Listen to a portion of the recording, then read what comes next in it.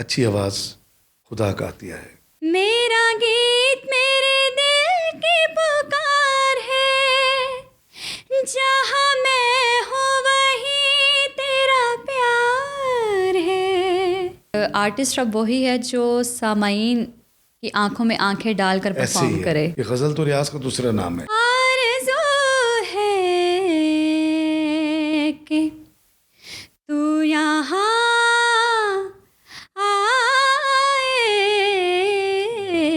Artist جو اندر سے ہوتا ہے وہی اس کے فن سے جھلکتا ہے. کیا بات. نیت شوق بھر نہ جائے کہیں. بسم اللہ الرحمن الرحیم. پوڈ کاسٹ ود عامر شہزاد آپ کا میزبان آپ کی خدمت میں حاضر اور اپنے تمام دیکھنے والوں کو سلام پیش کرتا ہے. ناظرین کرام، اچھی آواز خدا کا عطیہ ہے، نہ ہر کسی کو عطا ہوتی ہے، اور اچھی آواز کو بھی اس وقت تک آپ کی سماعتوں کو اچھی نہیں لگتی جب تک اس کو صحیح اسرار و رموز سے آگاہی نہ ہو، جب تک اس کو صحیح گلے کے اندر سر کے مطابق ڈھالا نہ جائے. اس کے لیے کتنی محنت کرنی پڑتی ہے، اس آواز کو سجانے اور بنانے کے لیے استادوں کے ہاں جانا پڑتا ہے، اور کتنے وقت میں آپ اس قابل ہوتے ہیں کہ آپ کی آواز دوسرے کے کان کو، دوسرے کی سماعت کو بھلی لگے. پھر آپ چاہے غزل گائیں، آپ گیت گائیں، آپ نغمہ گائیں، سننے والے کو اچھا لگتا ہے. آج ایک اچھی آواز ہمارے ساتھ موجود ہیں جنہوں نے بہت کم عمری میں ملتان سے گانا شروع کیا. آج پورے پاکستان میں اور دنیا میں ان کو سنا جا رہا ہے. میری مراد حفصہ ندیم ہے. آئیے ان سے بات کرتے ہیں. جی حفصہ، سب سے پہلے تو بہت شکریہ آپ تھینک کے یو سو آنے مچ. کا. کوئی تھا گھر میں پہلے سنگر، یا آپ نے خود سے اس کو سیکھا ہے، خود سے گایا ہے؟ سب سے پہلے تو میں آپ کی بہت زیادہ شکر گزار ہوں کہ آپ نے اس خوبصورت پروگرام میں مجھے بھی شامل کیا. آئی تھنک جب آپ اس کا آغاز کرنے لگے تھے تب آپ نے کہا تھا میں نے پہلا فون تمہیں کرا ہوں اس پروگرام کے لیے. لیکن اتفاق سے ہاں جی، اتفاق سے، لیکن میں کراچی تھی تو آ نہیں سکی. تو آج اس پروگرام میں شامل ہوئی ہوں، اس پروگرام کا حصہ بنی ہوں، تو مجھے بہت خوشی ہو رہی ہے. 40واں پروگرام ہے یہ. ماشاء اللہ، اس کی بھی آپ کو بہت زیادہ مبارکباد بہت پیش کرتی شکریہ. ہوں. اللہ آپ کو مزید کامیابی دے. سنگنگ کا آغاز چونکہ ہماری پوری فیملی میں دور دور تک اس سے کوئی یعنی کہ ہاں جی وابستہ نہیں تھا، لیکن یہ تھا کہ میں جب بچپن میں گنگناتی تھی، مقابلوں میں حصہ لیتی تھی، میرے نغمے گاتی تھی، تو میرے والد صاحب مجھے دیکھتے تھے اور کہتے تھے کہ حفصہ تم میں کوئی نہ کوئی بات تو ہے. کیونکہ پوزیشن لے لیتی تھی، 3rd پوزیشن، کبھی 1st پوزیشن. تو بابا کہتے تھے کہ اگر تم سیکھو تو میں یہ سمجھتا ہوں، مجھے یقین ہے کہ تم بہت بڑا تمہارا نام ہوگا اگر تم محنت کرو. تو پھر میرے والد صاحب نے میرے استاد محترم استاد صغیر صاحب سے رابطہ کیا. میں نے استاد صغیر صاحب سے سیکھا. ہاں جی. تو استاد جی کی مہربانی یہ ہے کہ انہوں نے مجھے سالوں کا سفر مہینوں میں کروایا. کیا بات. ہاں جی. اور بہت جلدی انہوں نے مجھے بہت آسان طریقے سے سمجھایا موسیقی، راگ داری، اور مجھے بہت سارے راگ یاد ہیں. انہوں نے مجھے بہت سارے راگ یاد کروائے، بندشیں. تو چونکہ میرا آغاز ذرا کلاسیکل سے ہوا تو مجھے آسانی یہ بڑی ہوئی. کمال کی بات ہے. مطلب ایک چھوٹی بچی وہ کوئی ملی نغمے گاتی، وہ کوئی ننا شاہی کے بچہ ہوں کام کر لوں گا بڑے بلے، اس طرح کے وہ غزل اور کلاسیکل کی طرف ایک دم سے آپ چلے گئے. جی، آپ یہ دیکھیں کہ مجھے پتہ ہی نہیں تھا کہ غزل کہتے کسے، نہ میں نے کبھی سنی. جی، جس وقت میں نے گانا شروع کیا، چونکہ بابا نے کہا پہلے سیکھو، اگر تم سنگنگ کرو تو پھر پہلے سیکھو اسے. تو استاد جی مجھے غزل دیتے تھے میڈم نور جہاں کی، جیسے نیت شوق ہو گئی، ذرا بھی چھو لوٹ جاؤں کہہ کے شاعر. ضرور. تو تب پھر میں نے غزلوں کی طرف میرا رجحان ہوا، اور سیکھتے سیکھتے مجھے تب پتہ چلا کہ اچھا اسے غزل کہتے ہیں. اور یقین کریں کہ میڈم نور جہاں کو میں نے تب سننا شروع کیا. ہاں جی. چونکہ تو میڈم نور جہاں کو میں نے تب سننا شروع کیا، پھر سنتی گئی اور سیکھتی گئی. تو میڈم جی بھی میری آئیڈل بن گئی. کیسا لگا میڈم کو سن کے؟ میڈم لیجنڈ ہے، اور ظاہر ہے انہوں نے محنت کی ہے. جی بالکل، اس میں کوئی شک نہیں. ہاں جی بالکل. پھر آپ نے استاد صغیر صاحب سے باقاعدہ سیکھا؟ ہاں جی. اب آپ پلے بھی کر لیتی ہیں ہارمونیم کو؟ ہاں جی، اپنے اس کے لیے. ہاں جی، اپنے ایک حد تک، کیونکہ آج کل جو زمانہ ہے وہ بہت چینج ہو گیا، اور آرٹسٹ اب وہی ہے جو سامعین کہ آنکھوں میں آنکھیں ڈال کر پرفارم کرے, اور وہ اگر پورے اعتماد ہوگا ہاں جی تب ایسا کر سکتا ہے. اور ہارمونیم پھر یہ ہوتا ہے کہ آپ کی جو ایک توجہ ہوتی ہے ڈائیورٹ ہو جاتی ہے, آپ کی توجہ ہارمونیم پر بھی ہوتی ہے, اپنے سامعین کی طرف بھی ہوتی ہے, وہ جو ایک کنیکشن ہوتا ہے وہ بن نہیں پاتا. اس کے لیے پھر ایک ٹائم چاہیے, ایک پراپر ٹائم, آپ کو پورا ایک ٹائم دینا پڑے گا ہارمونیم کو, تاکہ پھر آپ جب آن اسٹیج اسے پلے کریں تو آپ ایک کانفیڈنٹ ہو کر اپنی پرفارمنس کو ہاں جی پرفارم کر سکیں, اس کے ساز پتہ ہوں, راگ پتہ ہوں. جی, لیکن ہارمونیم کی سمجھ ہونی چاہیے.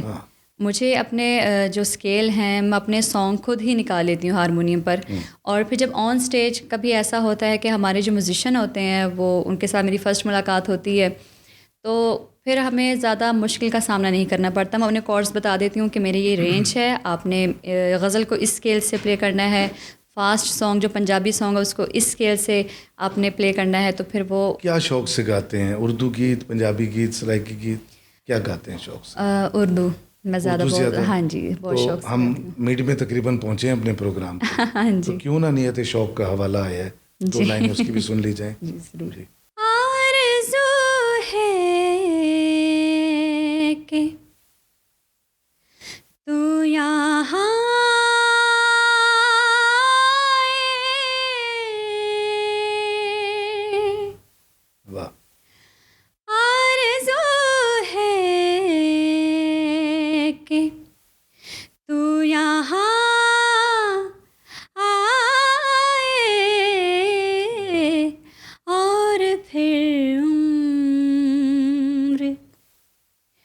بھر نہ جائے کہیں, تو بھی دل سے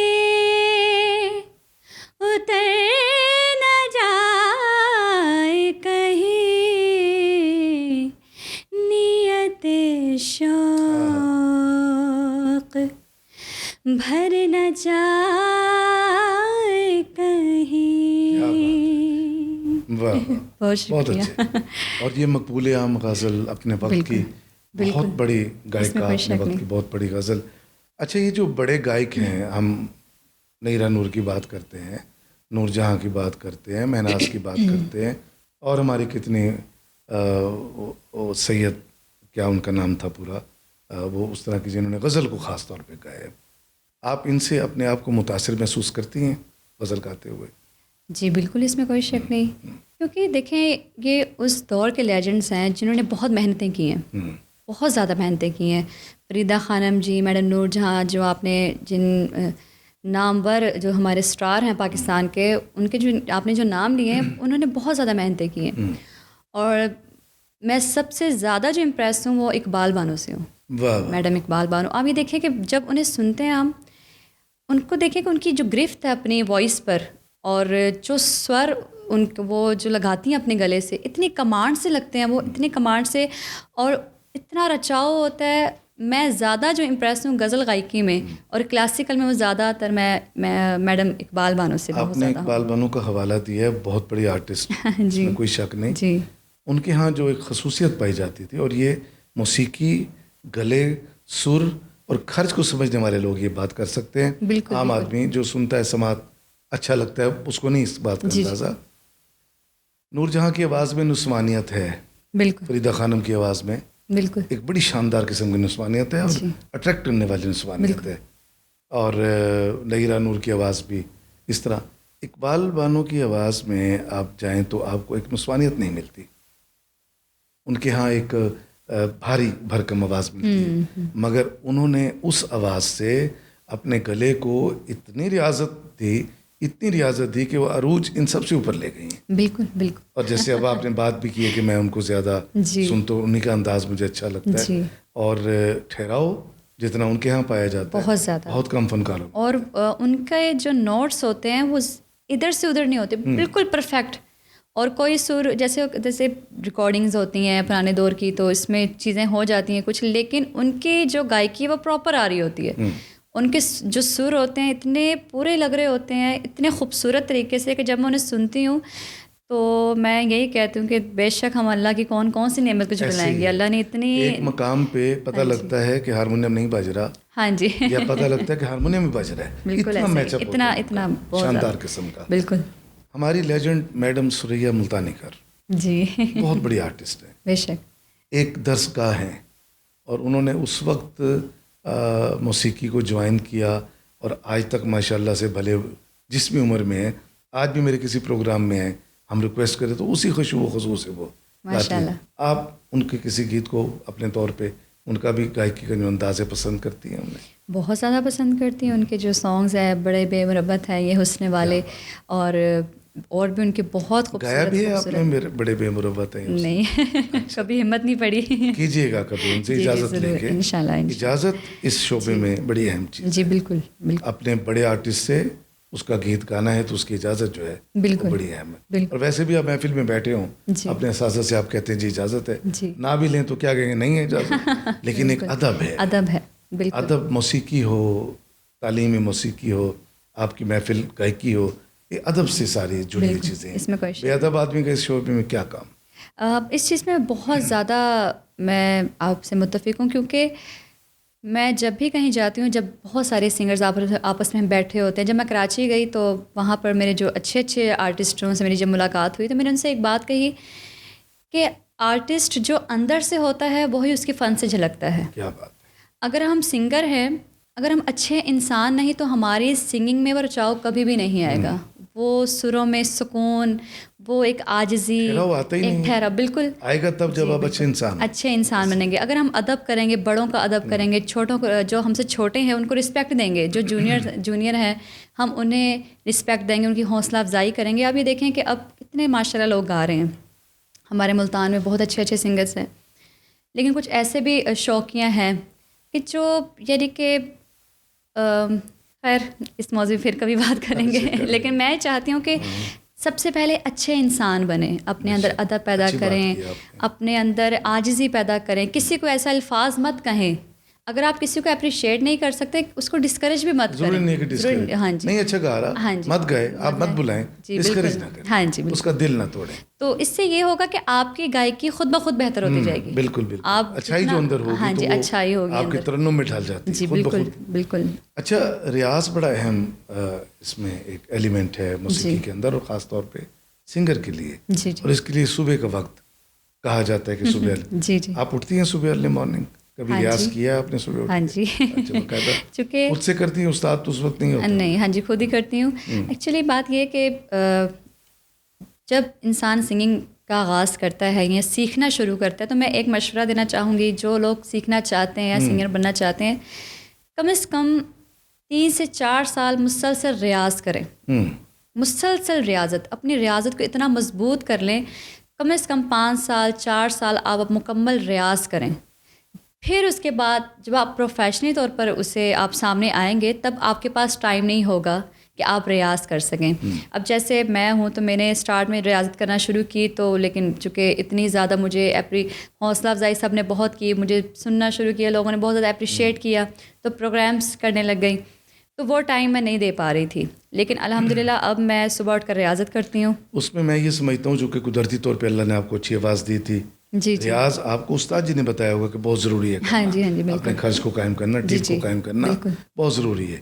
لیکن آواز چونکہ اچھی تھی, آپ نے شروع میں پروگرام کی طرف بڑھ گئے تو آپ کو ضرورت نہیں محسوس ہوئی, مگر پھر جا کے پتہ چلا کہ غزل تو ریاض کا دوسرا نام ہے. ایسا ہی ہے. میں برطانیہ میں ایک شو تھا ہمارا, تو وہاں ایک آرٹسٹ تھی, آپ ہی کی عمر کی تھیں, تھوڑے سی سال 2 اوپر نیچے ہوں گی, کراچی سے آئی تھیں. تو میں نے ان سے 8-10 سال پرانی, میں نے ان سے پوچھا کہ بی بی آپ ریاض بھی کرتی ہیں؟ انہوں نے کہا جی ریاض میرے چچا کا نام ہے, میرے انکل کا نام ہے. میں کہ نہیں, میں نے یہ نہیں پوچھا آپ سے, میں آپ سے پوچھ رہا ہوں کہ آپ ریاض کرتی ہیں اپنے گلے کو؟ انہوں نے کہا میں نے کبھی نہیں, مجھے نہیں پتا ریاض کیا ہوتا ہے. مگر وہ برطانیہ تک شو کرنے آئی ہوئی تھی. ماشاءاللہ. تو یہ مطلب ہاں جی, قسمت کی بات ہوتی ہے. ہاں جی, لیکن بس جو محنت ہے نا سر, آج کل یہ محنت اب نہیں کوئی اتنا کرتا, اور نہ اور زیادہ کوئی توجہ بھی نہیں دیتا. مگر جن استادوں کے ہاتھ میں ہاں جی, ہاں جی, میں سمجھتا ہوں. اچھا, وقت بڑی تیزی سے نکل گیا, میں بہت سی باتیں کرنا چاہتا تھا, وقت اپنے اینڈنگ کی طرف بڑھ رہا ہے, بلکہ بڑھ چکا ہے. یہ بتائیے, آپ نے والد صاحب کا نام لیا ہے جی, انہوں نے مجھے کہا کہ تیرے اندر کوئی بات ہے بیٹا, جی اس اچھے فنکار بن سکتی ہے. پھر والد صاحب نے سپورٹ کیا, انہوں نے اساتذہ سے آپ کی ملاقات کرائی. والدہ صاحبہ کا کیا ریئیکشن ہے؟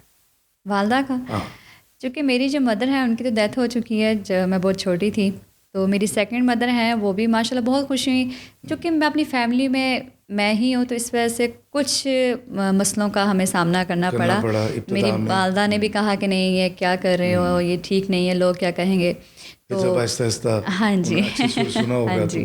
تو بابا نے پھر سب کو یہی کہا کہ ابھی ٹھہر جاؤ, اسے سیکھنے دو, دیکھ لیں. ہاں جی, اگر تو مجھے لگا کہ واقعی آگے بڑھ سکتی ہے تو اس کو پھر ہم کنٹینیو کریں گے, نہیں تو ہم اس کو واپس وہ کر لیں گے. اس میں ایسی کوئی بات نہیں. ہم پروگرام کے بالکل آخر میں پہنچ چکے. جی جی. تو اس اچھی آواز سے ہم بھی مستفید ہونا چاہتے ہیں. اپنی پسند کا کچھ ہمیں سنا دیں. جی, میں آپ کو لتا جی کا ایک بہت خوبصورت سانگ.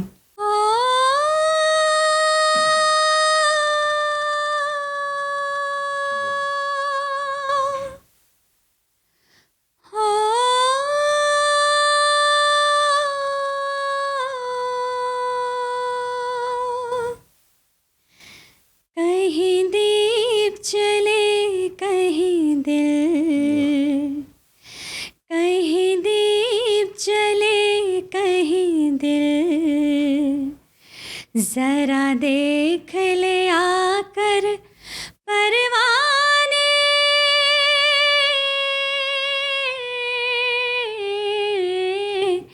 تیری کون سی ہے منزل, کہیں دیپ چلے کہیں دل. میرا گیت میرے دل کی پکار ہے, جہاں میں ہوں وہیں تیرا پیار ہے. میرا گیت میرے دل کی پکار ہے, جہاں میں ہوں وہیں تیرا پیار ہے. میرا پیار تیری محفل, ذرا دیکھ لے آ کر پروانے,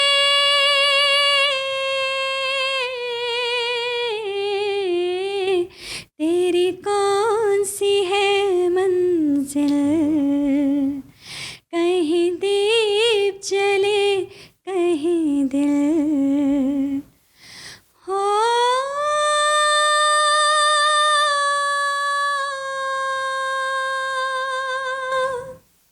واہ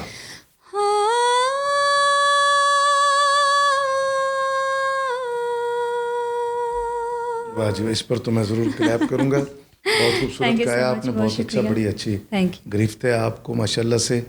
ہم دعا گو ہیں, کوئی بھی انسان دنیا کے کسی بھی شعبے میں ہو, اللہ اس کو کامیابی عطا کرے. آپ زندگی کے اوائل میں آپ اپنے پریکٹیکل لائف میں آئی ہیں, تو اللہ سے دعا ہے کہ آپ اور اچھا گائیں. اللہ آپ کے گلے میں اور تقویت عطا کرے اور سر عطا کرے. اپنی محنت جاری رکھیے گا.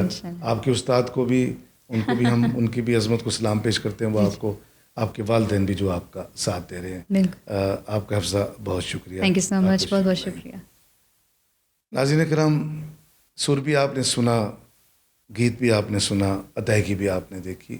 یہ سب کچھ اس وقت آتا ہے جب آپ اپنے والدین, اپنے اساتذہ اور اپنے سے بڑوں کے جو آپ کے سینئر ہیں, آپ ان کا ادب کرتے ہیں. موسیقی ہو, قلم سے آپ کا رشتہ ہو, یا تحریر و تقریر سے آپ کا تعلق ہے, یہ اس وقت تک اچھا بنتا ہے جب تک آپ اپنے بڑوں کا, اپنے سینئرز کا احترام کریں گے.